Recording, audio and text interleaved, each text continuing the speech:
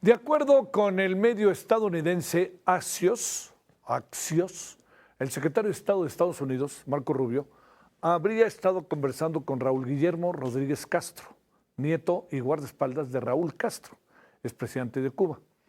Estas conversaciones se habrían dado en medio de fuertes presiones que ejerce Washington sobre La Habana y en medio de una profunda escasez de combustible en la isla, en medio de una crisis política, de una crisis social y además también en medio de problemas reales en términos de la economía.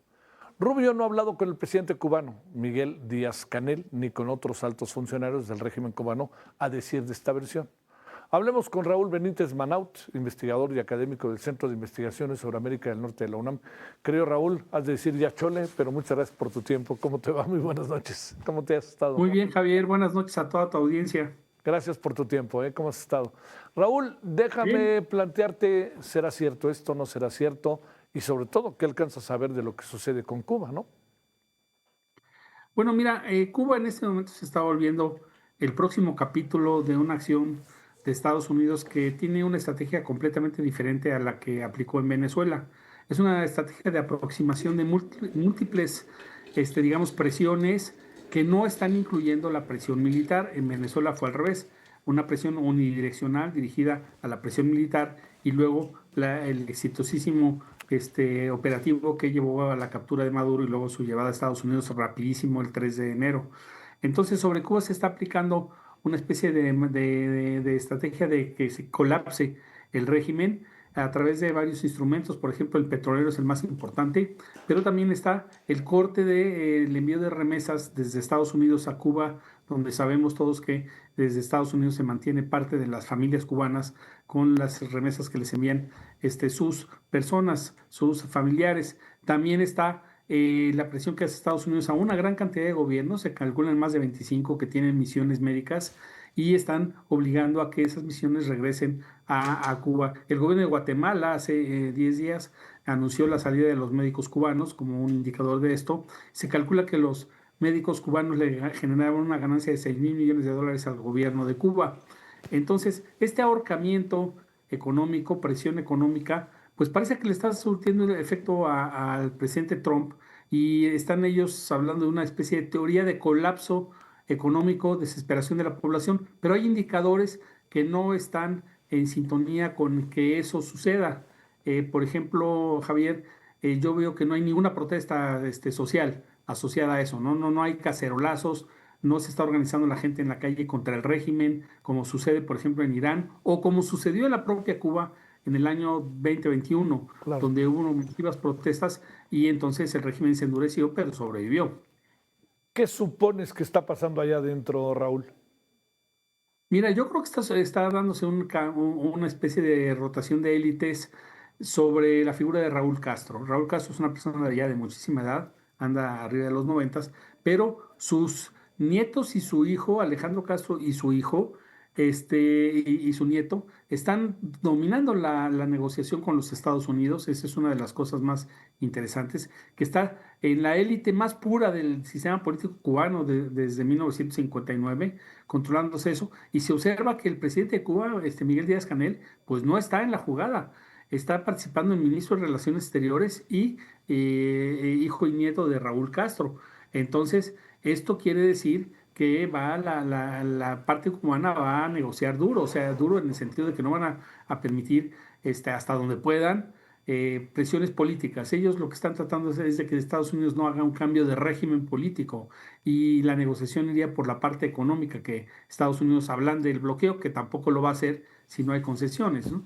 Ahora, aquí la cuestión también, Raúl, te planteo, ¿crees que este diálogo efectivamente se está dando como plantea esta revista Axios o esta fuente? Yo creo que sí. Sí, Yo creo que sí se está dando este diálogo. Cuba siempre tiene canales de comunicación con Estados Unidos. De hecho, en la época de Barack Obama se restablecieron las relaciones claro, diplomáticas. claro. Y entonces sí tiene medios de comunicación.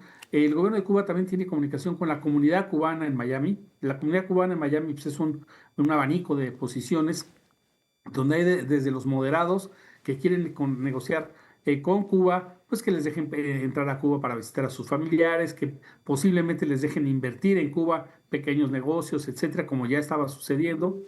Y hay los duros que dicen se cae el régimen o no se negocia nada. Entonces, obviamente Marco Rubio pues, representa a los duros, pero Marco Rubio es un político.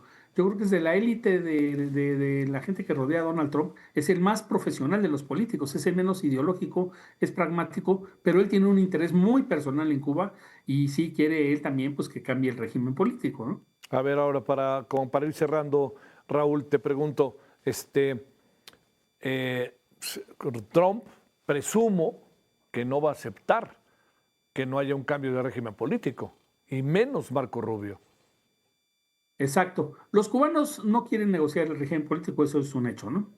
Y tuvieron un gran fracaso militar en Caracas, eso no lo han dicho ellos directamente, pero el hecho de que protegían al presidente Maduro y Estados Unidos en 3 horas, pues aniquiló, se echó a toda la protección personal de Claro. Maduro, a 32 personas, fue un gran fracaso militar cubano, que no había tenido fracasos militares Cuba y se considera un gran ejército. Servicio de inteligencia también se considera muy bueno. Las dos partes, el servicio de inteligencia cubano y el ejército cubano, en Caracas demostraron pues muchas fisuras, ¿no? Ahora, adentro de la isla no se observa que haya grupos que estén diciendo, bueno, ahora sí que el régimen se abra, como por ejemplo en Venezuela, sí, en Venezuela hubo elecciones hace 2 años, las ganó la oposición, Maduro no las permitió, pero ese tipo de cosas en Cuba no están viéndose en el horizonte. Entonces, solo el debilitamiento económico, la desesperación de la gente podría llevar a algunos rasgos de protesta y que el régimen vea la necesidad de abrirse a la gente para que Estados Unidos se flexibilice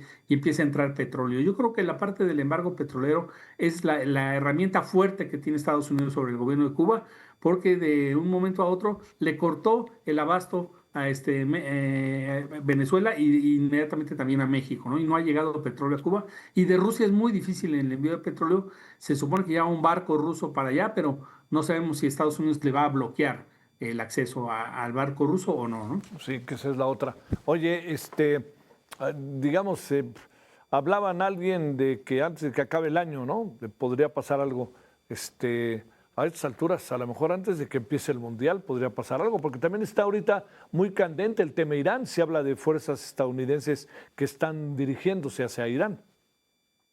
Sí, en Irán está aplicando el gobierno de Estados Unidos la misma estrategia de Venezuela, está rodeando con sus portaaviones más importantes que tiene, los están ya metiendo al mar Mediterráneo, los están acercando a Irán. Un portaaviones no es un portaaviones, es una flota muy compleja, sobre todo de acompañamiento de fragatas de guerra, va acompañado de satélites, de drones, de todo esto, de aviones de combate. Entonces, un portaaviones es un país militar, digamos, tiene muchos componentes aeronavales y satelitales, ¿no? Entonces, esto está ejerciendo mucha presión sobre Irán y yo creo que Irán sí va a ceder el tema de comprometerse a no seguir con el planteamiento de construir un arma atómica, ni energía nuclear, ni nada por el estilo. En eso yo creo que Estados Unidos ya la tiene ganada, pero Estados Unidos confiaba en que la población de Irán hiciera una especie de revuelta que no Que no la sucedió es. Sí. y se puede reactivar ese factor popular, pero está difícil. En Cuba no se observa esa protesta. Mientras en Cuba la gente no protesta, el régimen se mantiene firme, ¿eh? Sí. Eso también. Y el tiempo, pues es la elección de noviembre, tiene que ser antes de eso. Sí. Te mando un gran saludo, Raúl Benítez Manaut. Gracias por el síndrome ya Chole. Hoy todo el día estuvimos ahí conversando. Muchas gracias por tu tiempo. Exacto, Javier, te mando un abrazo muy grande. Gracias, muchas gracias.